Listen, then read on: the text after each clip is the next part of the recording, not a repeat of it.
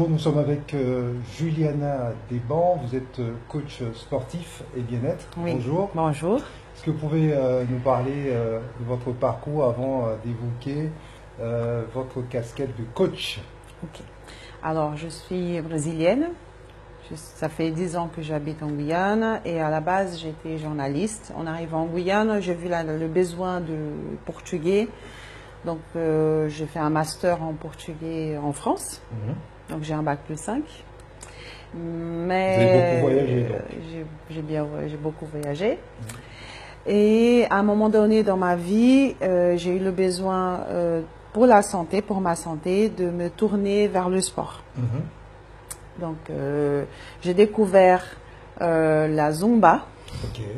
Vous pouvez nous dire ce que c'est, oui, la Zumba? Oui, bien sûr. La Zumba, c'est un mix de danse latine, salsa, merengue, samba, des rythmes du monde aussi, alliés au fitness. Donc, ça veut dire que de manière ludique, on va pratiquer le sport pendant 1 heure. Très bien. Voilà. À quel âge vous avez quitté le Brésil? À 27 ans. 27 ans. Vous avez beaucoup de souvenirs du Brésil. Vous êtes originaire de quelle région Oui, au Brésil? Voilà. Alors, je viens de Rio et j'ai beaucoup de souvenirs, bien sûr, de ma ville, de mes plages, de samba, de mon peuple. C'est très fort.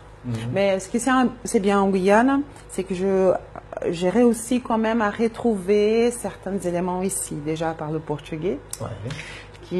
Ça fait plaisir aussi de parler sa propre langue dans un autre pays de manière naturelle, de rencontrer des Brésiliens ici aussi, et la nourriture, et aussi cet amour que les Français en général ont pour le Brésil aussi. Donc, est-ce que vous avez subi le racisme au Brésil? au Brésil, à Rio? Bizarrement, le racisme ouvert et déclaré, non, jamais. Parce que il faut savoir qu'au Brésil, c'est toujours subtil. On ne sait pas vraiment. C'est quelque chose de... C'est plus un racisme, on va dire racisme social. Si on a de l'argent, ça marche. Si on n'a pas d'argent, là, on est vraiment mis à l'écart. Et l'élection de Jair Bolsonaro, vous l'avez suivi de près. Qu'en pensez-vous? Alors, j'ai suivi de près parce que je ne pouvais pas y échapper. J'étais partout, Facebook, WhatsApp, la famille. J'ai pas voté pour lui. J'ai voté pour d'autres candidats. À gauche? Voilà. Parti des travailleurs? Oui. Mais aujourd'hui, bon, il était élu démocratiquement.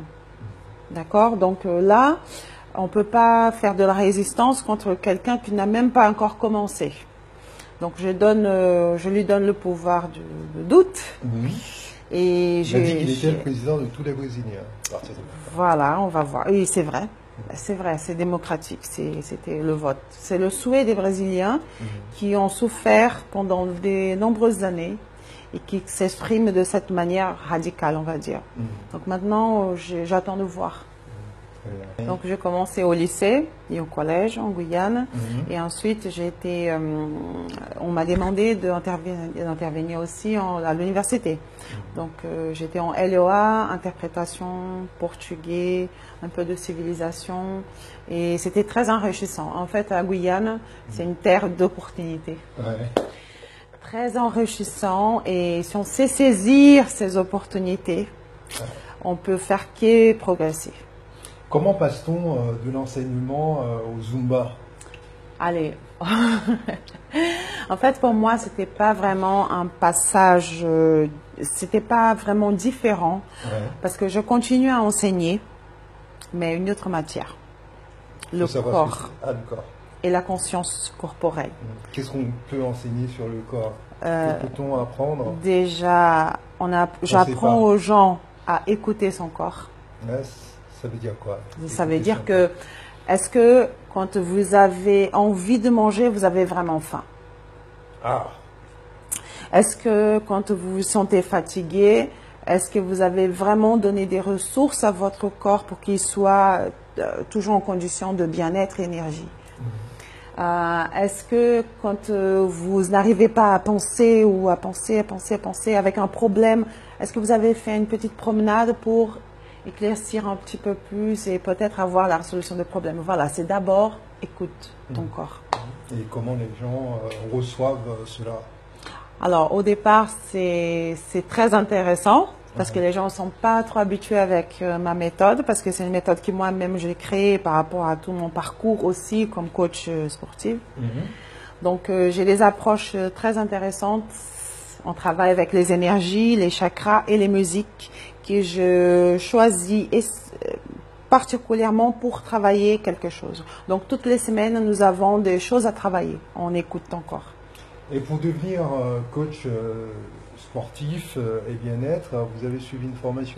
Oui, j'ai suivi ici en Guyane. Je finis mon bac plus 5. J'étais déjà dans une autre formation. Ouais, vous n'arrêtez jamais. Je n'arrête jamais. Parce qu'il y a des opportunités qu'il faut saisir. Et donc, j'ai suivi en Guyane avec le comité Sport pour tous, une formation en CQP. C'est un certificat de qualification professionnelle en sport. Donc, pour tout ce qui est cours collectif, je suis certifiée, je peux le faire. Très bien. Alors, coach sportif et bien-être en Guyane, vous intervenez dans quel cadre, dans quel type de structure? Alors, au départ, j'étais dans plusieurs salles de sport. Aujourd'hui, c'est Pure Fit. Avant, c'était Smith Academy. Ken Smith qui m'a donné l'opportunité, de faire des prestations dans sa salle. Et aussi avec l'armée. Okay. Donc, pendant 3 ans, à peu près, j'étais avec ça. Et en parallèle de l'éducation nationale et l'université. Donc, ça faisait un peu trop. Et depuis le 2016, je me suis lancée, j'ai créé une association sportive à Remire-Montjoly. Qui s'appelle comment? Ça s'appelle Zumba Guyane. Ok. Très facile à se rappeler. Donc, vous êtes la présidente, j'imagine? Non, non. On a vraiment monté une association avec trésorier, avec un président, et moi, je fais que des interventions. Et la partie pédagogique, et voilà. Donc, on a l'association à Remire-Montjoly. Nous sommes à la salle paroissiale de Remire-Montjoly, face de la banque postale. Et nous avons cours de lundi au jeudi. Beaucoup de choses qui tournent autour. Déjà, c'est une manière ludique de bouger, de faire du sport. On n'a pas c'est pas contraint de, allez, 1, 2, 3, 4, 5. Non, c'est la musique qui va nous faire lâcher prise et rentrer dans notre corps, l'ancrage dans le corps, pour vraiment le bouger.